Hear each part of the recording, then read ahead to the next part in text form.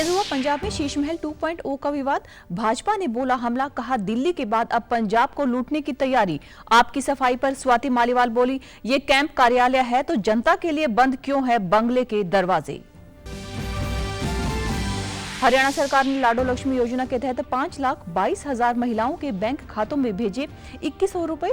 मुख्यमंत्री नायब सिंह सैनी ने योजना की पहली किश्त की जारी।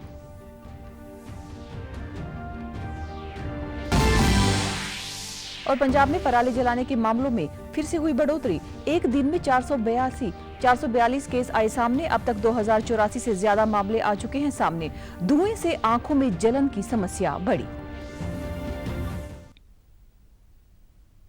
नमस्कार, चंडीगढ़ से आपका स्वागत है। मैं हूं पायल भंडारी। अब समाचार विस्तार से। दिल्ली के पूर्व मुख्यमंत्री व आम आदमी पार्टी के राष्ट्रीय अध्यक्ष अरविंद केजरीवाल एक बार फिर से एक बंगले को लेकर सवालों के घेरे में हैं। दरअसल भाजपा ने दावा किया है कि पंजाब सरकार ने चंडीगढ़ में अरविंद केजरीवाल को 2 एकड़ का आलीशान बंगला आवंटित किया, जिसकी सैटेलाइट तस्वीर भी भाजपा ने अपने एक्स पर हैंडल पर साझा की है। अब भाजपा व आप के बीच आरोप प्रत्यारोप का दौर शुरू हो चुका है। बीजेपी ने शुक्रवार को दावा किया कि पंजाब सरकार ने अरविंद केजरीवाल को चंडीगढ़ में आलीशान बंगला आवंटित किया है, जिसे बीजेपी ने शीश महल 2.0 करार दिया है। दिल्ली भाजपा के अध्यक्ष वीरेंद्र सचदेवा ने कहा है कि केजरीवाल पहले ही जद्दोजहद करके दिल्ली में बंगला आवंटित करवा चुके हैं। अब पंजाब सरकार ने केजरीवाल को किस कोटे में यह बंगला आवंटित किया है। उन्होंने कहा कि दिल्ली के बाद अब पंजाब को लूटने की तैयारी है। करके वो ले चुके हैं। मुझे नहीं पता कि वो पंजाब से एमपी हैं, एमएलए हैं या क्या हैं, और किस कोटे में पंजाब सरकार ने उन्हें इतना खूबसूरत आलीशान बंगला दिया है। ये जो बंगला प्रेम है, शीश महल प्रेम है केजरीवाल का, ये केजरीवाल बताएं कि किस कैपेसिटी में उन्होंने लिया है। आपके पूर्व नेता तथा राज्यसभा सांसद स्वाति मालीवाल ने कहा है कि अरविंद केजरीवाल को जनता के आदेश पर दिल्ली में अपना शीश महल खाली करना पड़ा, इसलिए अब उन्होंने पंजाब सरकार से चंडीगढ़ में शीश महल 2.0 बनवाया है। सरकार से अपने लिए एक शीश महल 2.0 चंडीगढ़ में बनवा लिया है, तो मुझे ये समझ नहीं आता कि उनको ये महल किस हैसियत से दिया गया है। वो तो अभी दिल्ली में एक एमएलए भी नहीं है। वक्ता आरपी सिंह ने कहा कि एक बार किसी को ऐशो आराम की आदत पड़ जाए तो छूटती नहीं। अरविंद केजरीवाल को ऐशो आराम की जो आदत पड़ गई है वो कभी नहीं जाएगी। वहीं पंजाब के मुख्यमंत्री भगवंत मान ने इन दावों को फर्जी बताते हुए कहा कि इस बंगले को कैंप का कार्यालय है। सैक्टर 2 चंडीगढ़ जिहदे बारे यह गलत प्रचार किया जा रहा है, ਉਹਦੇ ਤੇ लिखा हुआ है विशेष कथन के अंतर्गत कैंप ऑफिस / मुख्यमंत्री पंजाब। ਉਹ मेरे घर का हिस्सा है, जिस घर ਦੇ ਵਿੱਚ मुख्यमंत्री पंजाब ਰਹਿੰਦਾ है। कैंप ऑफिस है, गेस्ट हाउस है। स्वाति मालीवाल ने इसका भी जवाब दिया और उन्होंने कहा कि अगर यह पंजाब के मुख्यमंत्री का कैंप कार्यालय है तो यह जनता के लिए खुला क्यों नहीं है। दूसरी बात, अगर यह वाकई में पंजाब के मुख्यमंत्री का कैंप कार्यालय है तो हमें बताएं कि पिछले 4 सालों में वहां पर कितनी बैठकें हुई हैं। हरियाणा सरकार ने दीनदयाल लाडो लक्ष्मी योजना के तहत प्रदेश की महिलाओं को हर महीने 2100 रुपए देने की सौगात दी है। पंचकुला में आयोजित कार्यक्रम में मुख्यमंत्री नायब सिंह सैनी ने बटन दबाकर महिलाओं के बैंक खातों में योजना की पहली किश्त ट्रांसफर की। चंडीगढ़ स्थित हरियाणा निवास में प्रेस वार्ता में जानकारी देते हुए मुख्यमंत्री सैनी ने बताया कि योजना के पहले पड़ाव में 5,82,000 महिलाओं के बैंक खातों में 2100 रुपए डाले गए हैं। सीएम ने बताया कि 21 सितंबर को पंडित दीनदयाल उपाध्याय की 109वीं जयंती पर संबंधित ऐप का शुभारंभ किया गया था। सीएम ने बताया कि इस ऐप पर 31 अक्टूबर तक 6,97,000 महिलाओं ने पंजीकरण व आवेदन किया। इसके सत्यापन के बाद 5,22,000 महिलाओं को पहली किश्त जारी की गई है। उन्होंने बताया कि योजना के पहले पड़ाव में 1 लाख रुपए तक सालाना आय वाले परिवारों की 23 साल से अधिक आयु वाली महिलाओं को 2100 रुपए प्रति महीना दिया जा रहा है। आने वाले समय में भी पंजीकृत होने वाली महिलाओं को इस योजना का लाभ दिया जाएगा। नायब सिंह सैनी ने कहा है कि हरियाणा सरकार की ओर से गुरु तेग बहादुर के 350वें शहीदी दिवस के उपलक्ष्य में पहली नवंबर से शुरू हुए समारोह 25 नवंबर तक जारी रहेंगे। इन समारोहों के दौरान प्रदेश सरकार की तरफ से हरियाणा में 350 रक्तदान कैंप लगाए जाएंगे। प्रत्येक कैंप में कम से कम 350 लोगों के द्वारा रक्तदान किया जाएगा। जांच उपरांत पात्र पाई गई है और उन्हें SMS के द्वारा हमने बधाई संदेश भी उनके पास भेज दिया है। साथियों, हमारी डबल इंजन सरकार के चलते विकास की गति भी दोगुनी हो गई है। इसी का परिणाम है कि हमने अपने संकल्प पत्र में 217 में से 47 वायदों को 1 साल में पूरा कर दिया है। पंजाब राजभवन में कल एक भारत श्रेष्ठ भारत की थीम के तहत पंजाब, हरियाणा तथा चंडीगढ़ सहित 8 राज्यों व 7 केंद्र शासित प्रदेशों के स्थापना दिवस पर एक खास कार्यक्रम का आयोजन किया गया। इस मौके पर पंजाब के राज्यपाल तथा यूटी प्रशासक गुलाब चंद कटारिया ने बतौर मुख्य अतिथि शिरकत की। इस दौरान इन राज्यों की समृद्ध परंपराओं पर सांस्कृतिक कार्यक्रम आयोजित किए गए। इस मौके पर राज्यपाल कटारिया ने कहा कि यह कार्यक्रम देश के नागरिकों को विभिन्न संस्कृतियों, परंपराओं तथा मूल्यों को समझने व सराहने का अवसर प्रदान करता है। भारत की शक्ति इसकी अनेकता में एकता है। इतनी विभिन्नताओं के बावजूद हम सब एक ही भावना से जुड़े हुए हैं। राज्यपाल ने युवाओं की राष्ट्र सेवा में भागीदारी तथा सीमावर्ती क्षेत्रों में सुरक्षा बलों की वीरता की भी सराहना की। उधर हरियाणा राजभवन में प्रदेश का 60वां स्थापना दिवस हर्षोल्लास के साथ मनाया गया। समारोह का शुभारंभ हरियाणा के राज्यपाल प्रोफेसर असीम कुमार घोष व उनकी पत्नी मित्रा घोष तथा मुख्यमंत्री नायब सिंह सैनी ने विधिवत दीप प्रज्वलित करके किया। इस अवसर पर बहुरंगी सांस्कृतिक कार्यक्रम प्रस्तुत किए गए, जिनकी शुरुआत हरियाणा राज्य के लोक नृत्य से हुई। हरियाणा के बाद पंजाब राज्य के लोक नृत्य भांगड़ा की प्रस्तुति ने रंग जमाया। इसी के साथ पश्चिमी बंगाल के लोक नृत्य नटुआ, हरियाणा के लोक नृत्य तथा देशभक्ति गीतों ने आयोजन में 4 चांद लगा दिए।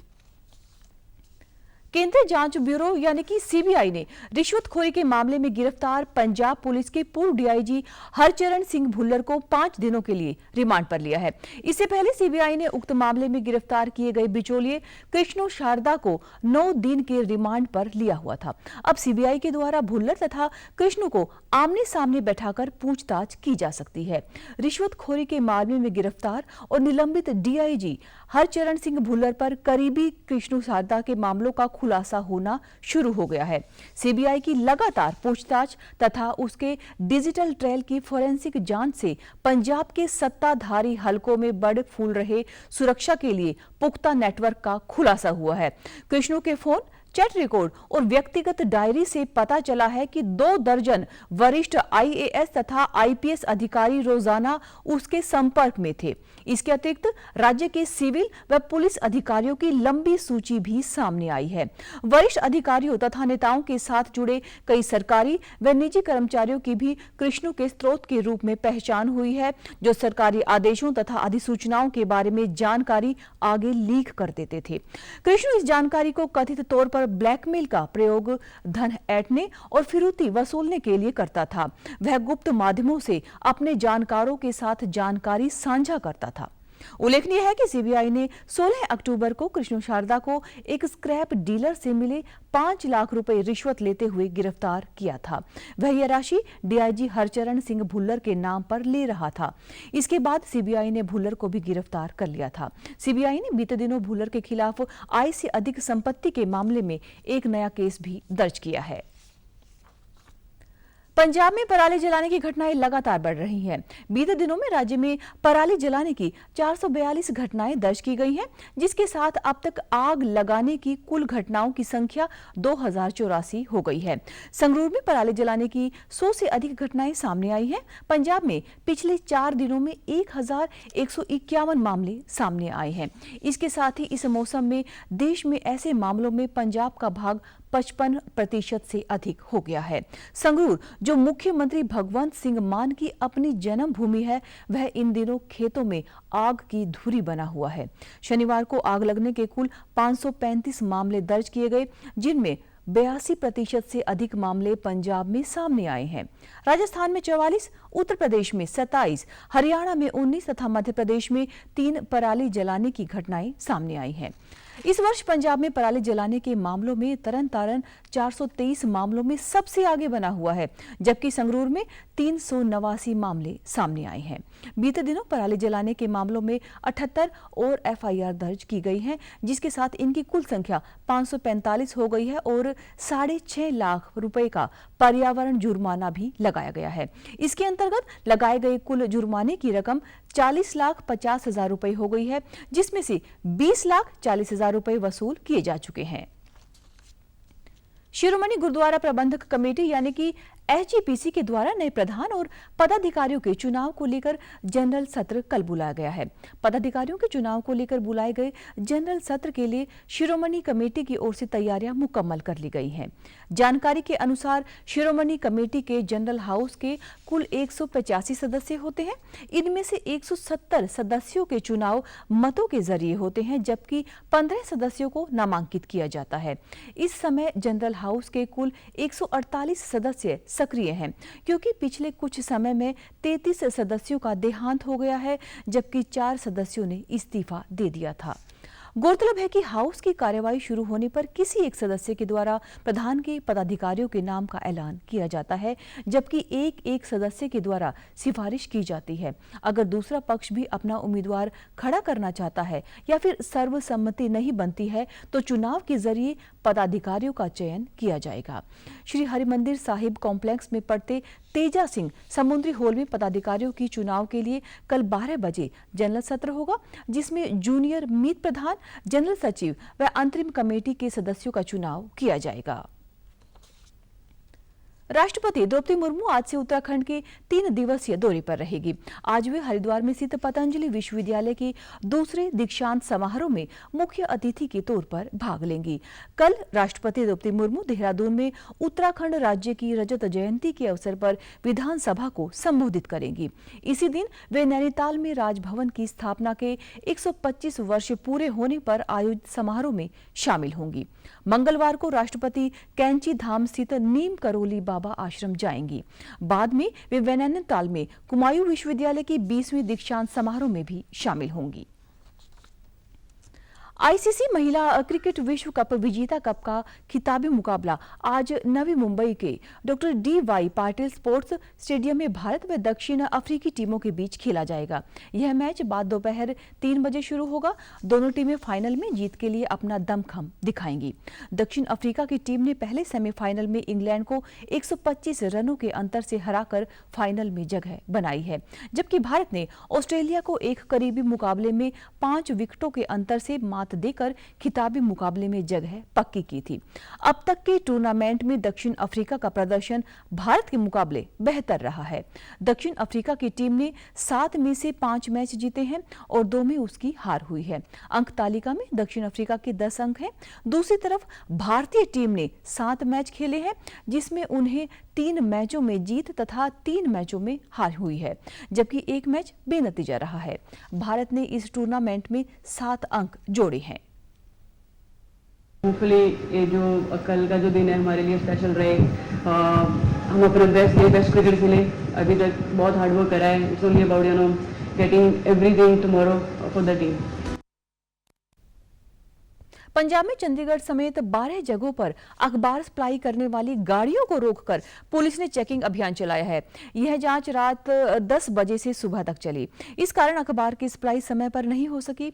ऐसा माना जा रहा है कि पुलिस को इन गाड़ियों में विस्फोटक, नशा सामग्री और हथियारों की सप्लाई की जानकारी मिली थी। इसके बाद यह कार्रवाई की गई। चंडीगढ़ से आ रही गाड़ियों को रोपड़ में जांच के लिए रोका गया। आज सुबह पुलिस ने लुधियाना में कई जगहों पर गाड़ियों को रोककर तलाशी ली। अखबार सप्लायरों का कहना है कि रविवार को ऐसे ही काम का दबाव ज्यादा होता है।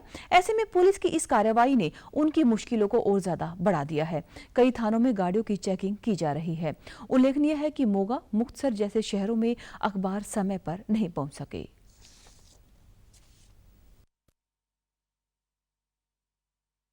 मेरी अखबार आज जगराओं वगैरह लुधियाना अद्धे लुधियाने ਦੇ मेरी अखबार नहीं वंडी गई और बाहर लुधियाना डिस्ट्रिक्ट जगराओं मुल्लापुर साइड कितने भी अखबार नहीं गई है ਔਰ ਇੱਕ ਗੱਡੀ ਮੇਰੀ ਇੱਥੇ ਫੜੀ ਹੋਈ ਹੈ ਕੋਤਵਾਲੀ ਦੇ ਵਿੱਚ, ਇੱਕ ਗੱਡੀ ਜਮਾਲਪੁਰ ਫੜੀ ਹੋਈ ਹੈ। जमालपुर ਦੀ सप्लाई भी नहीं बन। और आप हमारे समाचार YouTube channel DD news Chandigarh, Facebook DD news Chandigarh और सोशल मीडिया एक्स व डीडी न्यूज CHD पर भी देख सकते हैं। तो इसी के साथ चंडीगढ़ से समाचारों का सिलसिला समाप्त होता है। नमस्कार।